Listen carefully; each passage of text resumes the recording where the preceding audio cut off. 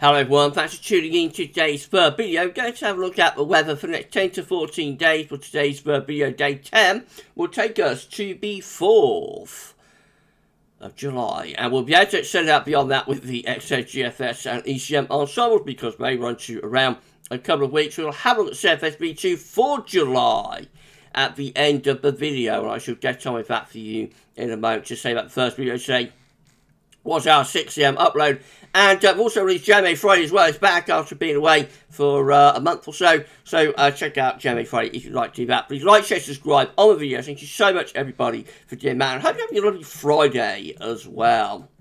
Nearly the weekend. Wow, wow, wow. Right, let's have a look then at the GFS upper air temperature and precipitation ensembles next couple of weeks. On at Cardiff today. So red line is the 30-year upper air temperature average for Cardiff. We're starting off a little bit above average still with those upper air temperatures at the moment, but they are on their way down. And actually over the weekend into the open up next week, they're going quite cool. So you're going to see a few days of cooler than average condition through next week. By the end of next week, into first week of July, we see a bit of a recovery in the upper air temperatures taking place and back close to average. There are a cluster of hot outliers that are appearing just here. So bit of a hint that there may be another heat spike sometime around the turn of the month or start of July. There's about 5 or 6 ensemble members, I think, that are going for a bit of a heat spike for a couple of days. Would be kind of like what we had around a week ago, I would have thought. Only lasted a day or two and then back down. But it's a possibility. However, the majority option is to keep the upper air temperature close to average. And that really continues as we go from the first week into the second week of July through this period just here. It was pretty unsettled as well. There's plenty of rainfall to come over the next few days. Showers and longer spells of rain and more next week when we get this potential lift up in the temperature. That might produce a bit of thunder, actually. And then beyond that, just looks rather showery, I think, as we go for the first week to second week of July. There's no sign of any sustained dry weather within the ensemble graph anyway. Temperature anomalies on the 24th of June, 2nd of July, a little bit cooler than average for more western, southwestern areas and island. Central, northern, east areas a little bit above average temperature anomaly though. Precipitation anomalies from the 24th of June, 2nd of July, very wet in the west and a little bit drier than average in the east. So rather bizarre anomaly maps today. Latest wind from a map from earthnullschool.net shows that low pressure is in control of weather today. Low pressure is centred around Ireland and in come the winds from off the Atlantic with that area of low pressure. Right, let's go through the chart data then. This is how you commit your run. Is looking for midnight on Monday. Low pressure still in control of weather then. Centred to the west of Scotland. And through the middle of next week, more low pressure will push into west, bringing further wet weather there. A little bit of a ridge in the east could bring a day or two of dry weather for east and southeast areas. However, low pressure is in control of where we've got a trough sitting over the top of the country by midnight on Thursday. So plenty of unsettled conditions coming through there. Let's show you this 168 hour chart. There it is. And then we go into like a flatter west-northwesterly type pattern. Showery in the north, a little bit drier in the south. A bit on the cool side with that as well as the wind is coming off Greenland. Right, icon looks like that. Low pressure again brings lots of very unsettled weather through the early part of next week with showers and longer spells of rain. Middle of next week sees the next low out west of Ireland and Scotland. Ridge of high pressure building to our east. Pulls wind into the south, so temporarily turns warm around middle of next week with icon. Then there's low pressure slides through and will bring very unsettled weather with it. And that's all to get to like the end of next week. So this is Friday. We're under this area of low pressure then with plenty of rain, you would have thought. So icon very unsettled for the second half next week. And after a brief little warm up around Wednesday, actually turns quite cool.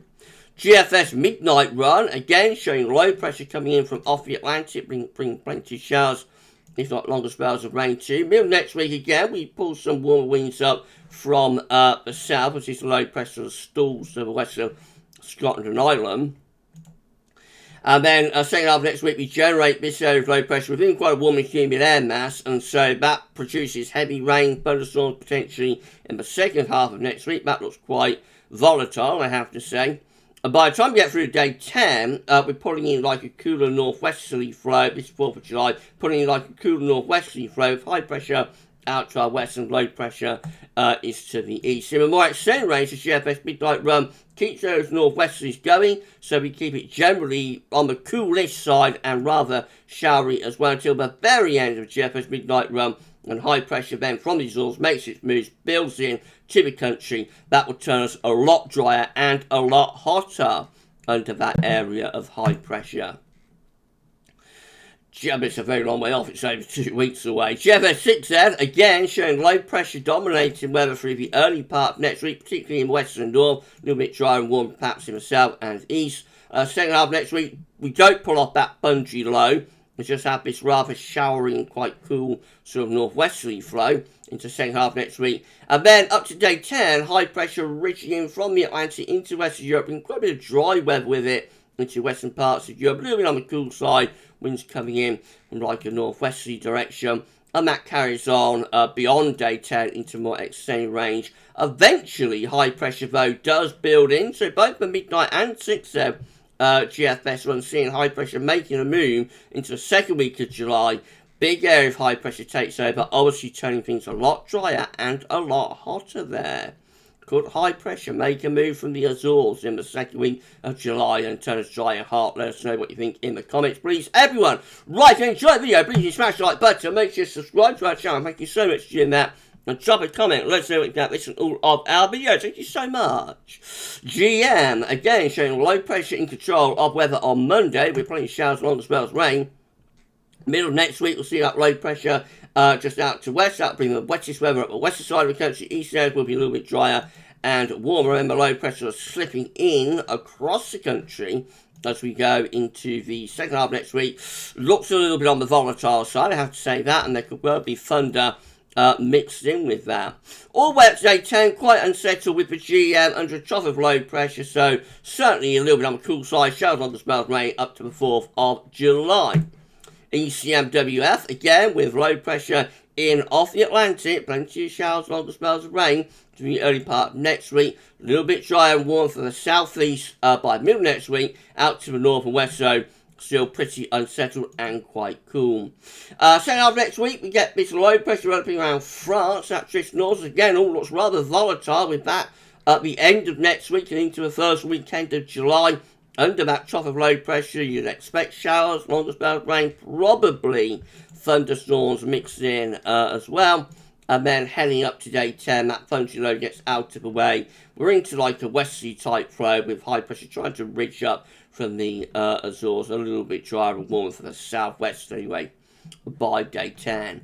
This is the precipitation forecast based on that ECM run from Temeshow.com. Plenty of showy weather in the next few days over the weekend, particularly so for western areas. Eastern areas not as wet. As we go through next week, those showers break through for a while, and it turns very wet actually around middle next week in the north and west, but southeast largely dry much of the time until that bungee low gets going at the end of next week. When that gets going, there's a risk of thunderstorms then pushing up from the south, affecting more southern and eastern areas. So this is the 1st of July, looking very volatile. Risk of some torrential thunderstorms there through parts of England and Wales, gradually pushing northwards as well with time. That will start July with a bang, I would have thought. By day 10, begin to go a little bit drier. This is the option on the table within the ECM ensemble day 4, day 10 from the Icelandic Met Office gets us to the 4th of July. 51 out of 51 members of the ECM ensembles with a mid-Atlantic ridge. Probably some sort of upper level trough through here and another ridge to our east. Jet stream and wind flow does something like that. We pull the air up from the south into the west of Europe, turning things perhaps a little bit on the warmer side by then. In terms of time meter reactions that we've got, gets us to the 9th of July. 27 members of the ECM ensembles have high pressure sitting over to west of the country, mainly dry and relatively warm with that. 13 with low pressure to our north and northeast, high pressure in the middle of the Atlantic, winds in from the west northwesterly type direction, so a little bit on the cooler side with that, and showery in the north. And then 11 looking very unsettled with a trough of low pressure right over top of the country. So that's cool and wet, you know, in the second week of July. The majority option is for 27 here, with the Azores High making a move in line with what the GFS midnight and 6-hour operational runs are showing. But we can't discount 13 there and the 11 there. You know, that's a significant minority option to be cooler and more unsettled. Fine, let's just have a look at CFS-V2 for July. So this is the latest 700 millibar height anomaly forecast from the CFS for July 2022.